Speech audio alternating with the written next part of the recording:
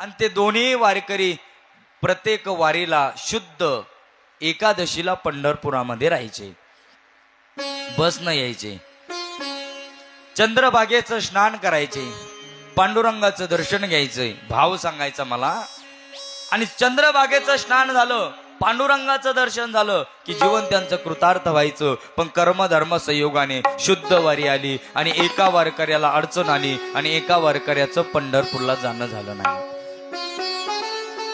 पण ऐका, अंतःकरणामध्ये भाव, देवाविषयी भाव आहे, दृढता आहे, एक विधता आहे. स्वतःला पंढरपूरला आता जाता येत नाहीये, म्हणून त्या दुसऱ्या वारकऱ्याजवळ या दुसऱ्या वारकऱ्याने, जो येणारा नाहीये, त्याने 5 आंबे पांडुरंगाला दिले. असं म्हणताना कोणी कोणी, ऐका ना, आता आपल्याही सप्त्यामध्ये बरेच आहे महाराज, काहींनी कार्यक्रमासाठी 1100 रुपये गुपित दिले. महाराज फक्त करा काही बी तुम्ही. काहीनं 500 रुपये दिले. महाराज काही करा. काही ना 1000 कमी दिले, 500 कमी दिले. महाराज ऍडजस्ट करा. नाही बरं, असं एक बी नाही बरं, ते आपल्याकडे चालत नाही. असे राहणारे घरीच थांबले. ऍडजस्ट काही बी नसतं होत महाराज.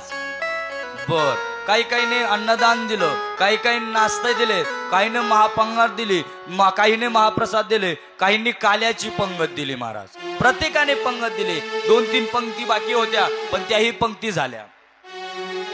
ऐका, पंढरपुरात फार महत्व आहे. मग त्या वारकऱ्याने 5 आंबे दिले पांडुरंगाकरिता. हे वारकरी बाबा, माझं यावेळेस पंढरपूरच्या वारीला येणं होणार नाही, फक्त एवढे आंबे पांडुरंगाला माझी आठवण म्हणून द्यावी. ऐका, कधी जरी आपलं आयता नाही झालं, जर कोणी जात असेल तर त्यांना सांगावं, पांडुरंगाला सांगावं, माझा निरोप, मला सुखी नाही ठेवलं तर चालेल देवा, यावेळेस माझी वारी चुकली देवा, पण पुढच्या वारीला मी तुझ्या वारीला नक्की येणार आहे देवा. एवढा तरी संदेश देवापर्यंत पोहोचावा. त्या वारकऱ्याने सांगितलं, एवढे 5 आंबे पिकलेले माझे पांडुरंगापर्यंत पोहोचवा. कर्मधर्म संयोगाने वारकरी पंढरपूरला निघाला. चंद्रभागेमध्ये आला, बस ना आला, स्नान केलं. स्नान करून त्या ठिकाणी पांडुरंगाच्या दर्शनाकरता चोकोबरायचं दर्शन घेतलं, नामदेवराच्या पायरीचं दर्शन घेतलं, गणपती बाप्पाचं दर्शन घेतलं, गरुड खांबाचं दर्शन घेतलं, पादुकेचं दर्शन घेतलं, वेदाचं दर्शन घेतलं. कारण तो वारकरी होता, त्याला जाणीव होती कुठं काय आहे. तो पर्यटन म्हणून आलेला नव्हता, तो फोटो काढायला आलेला नव्हता, तो तिथल्या एक खुणा पाहण्यासाठी आलेला होता. तो वारकरी पांडुरंगापर्यंत आला आणि पांडुरंगापर्यंत येता येता नेमकं त्यांना 2 दिवस लागले. पण 2 दिवस लागले असताना 5 जे वारकऱ्याने आंबे दिलेले होते, त्याच्यातून 2 आंबे त्या वारकऱ्याने खाल्ले. तुम्ही बी होते काय जाऊ तिथं? त्याला शास्त्रात अनुमान प्रमाण म्हणतात. यत्र यत्र धुमा तत्र तत्र अग्नी. गावाच्या बाहेर धुपट चालू आहे, समजावं काहीतरी पेटलेलं. शास्त्र सांगतं अनुमान प्रमाण. 2 आंबे वारकऱ्याने खाल्ले. खाली किती राहिले? दिले किती होते? 5. देवा करता दिले होते. बरं ऐका, लक्षात घ्या मुद्दा. तुम्ही हे देताय, देवा करताय, देवा करता आंबे दिले होते. 2 आंबे वारकऱ्याने खाल्ले. 3 त्या ठिकाणी गाभाऱ्यामध्ये तो वारकरी आला.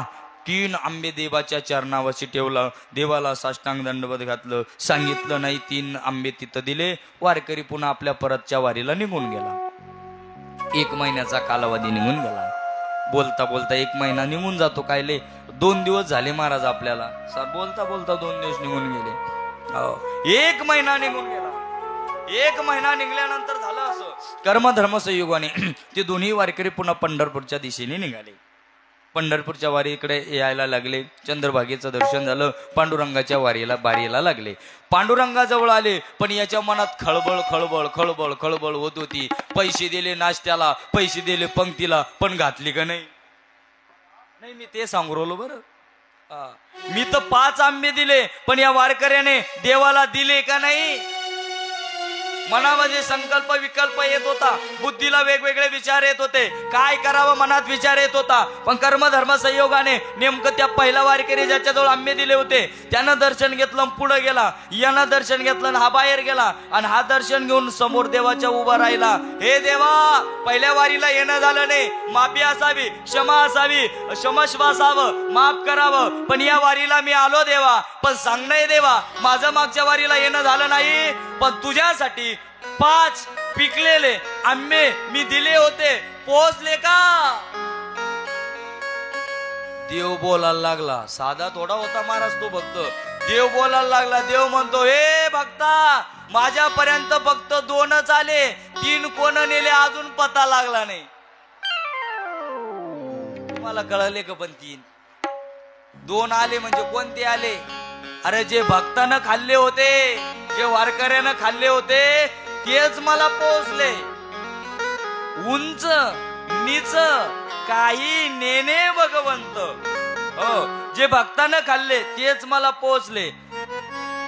जे कटोऱ्यात पडले कुठं गेले काही पता नाही लागला बा. म्हणून एकमेव देव भावाचा भुकेलाय, उंच पाहत नाही, नीच पाहत नाही.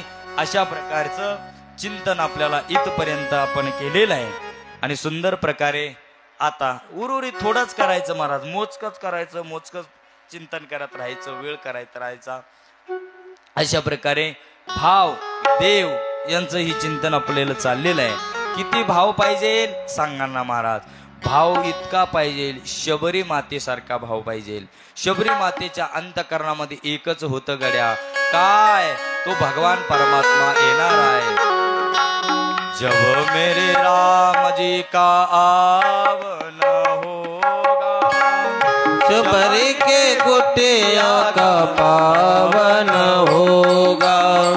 जब मेरे राम जी का आवन होगा, शबरी के कुटिया का पावन होगा.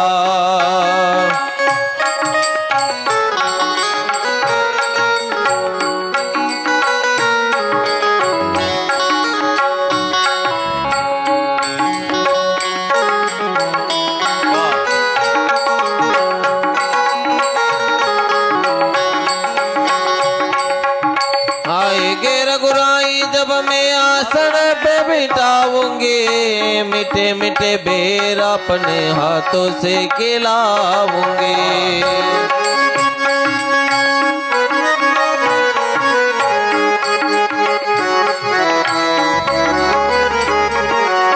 आएगे रघुराई जब मैं आसन पे बिठाऊंगी, मीठे मीठे बेर अपने हाथों से खिलाऊंगी.